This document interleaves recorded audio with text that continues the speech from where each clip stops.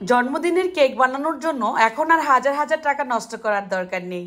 হ্যাঁ, এত মজার সুস্বাদু কেক তৈরি করতে পারবেন আপনি নিজের হাতেই মাত্র 30 টাকা খরচ করলেই। কিন্তু যে কেউ বানিয়ে নিতে পারবেন, যখনই খেতে মন চাইবে এটা কলিজা মন ঠান্ডা হয়ে যাওয়ার মতো একটা কেক তৈরি হবে। এর জন্য লাগবে আমার 2টা ডিমের কুসুম। আমি একটা বাটির মধ্যে কুসুমটাকে আলাদা করে নিচ্ছি। সাদা যে অংশটা আছে এটাকে ছাড়িয়ে এভাবে কুসুমটাকে আলাদা করে ফেলবো। আরও একটা ডিমের কুসুম নিয়ে নিচ্ছি। কুসুম ভেঙে গেলে সমস্যা নেই, উপর থেকে এভাবে করে কুসুমটাকে উঠিয়ে নিতে পারেন। এবার একটা সাইডে রেখে নিয়ে নিচ্ছি 1/2 লিটার দুধ। এখানে ফুল ক্রিম দুধটা নেওয়ার চেষ্টা করবেন, মিল্ক বিটা অথবা পাউডার দুধও মিশিয়ে নিতে পারেন। 1/2 কাপ পরিমাণ চিনি দিয়ে দিচ্ছি। এবার লাগবে আমার ডিমের 2টা কুসুম। এই যে 2টা কুসুম দিয়ে দিচ্ছি।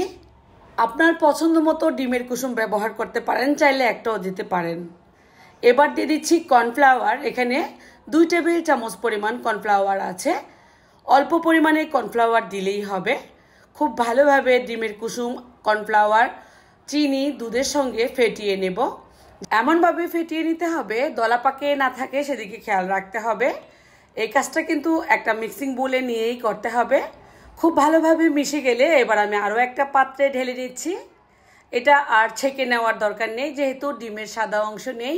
ডিমের সাদা অংশ ব্যবহার করলে ছেঁকে নিতে হবে। এবার এই পাত্রের মধ্যেই আমি এটাকে জাল করে নিব। চুলার হিট মিডিয়াম রেখে অনবরত নাড়তে হবে, মানে ঘুটে নিতে হবে। শুধু ঘুটাঘুটির পালা।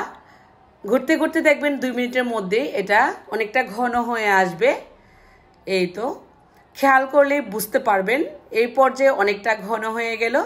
কর্নফ্লাওয়ার দেওয়ার কারণেই কিন্তু এমনটা হয়েছে।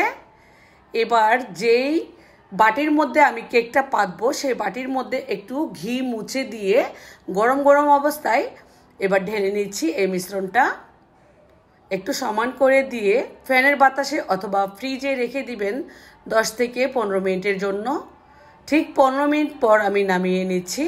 এবার কেকটাকে একটা প্লেটের মধ্যে এভাবে উপর করে ঢেলে নিচ্ছি। খুব সুন্দরভাবে কিন্তু এটা উঠে যাবে। হয়ে গেল কিন্তু আমাদের জন্মদিনের কেক।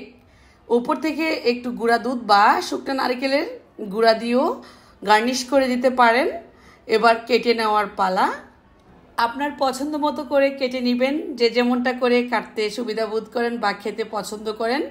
এটা খুব সুন্দর হয়, খেতে অন্যরকম টেস্ট। এটা আমি বলবো দুনিয়ার সব থেকে আলাদা রকমের একটা মজা। অনেক বেশি টেস্টি এই খাবারটি তৈরি করা খুবই সহজ।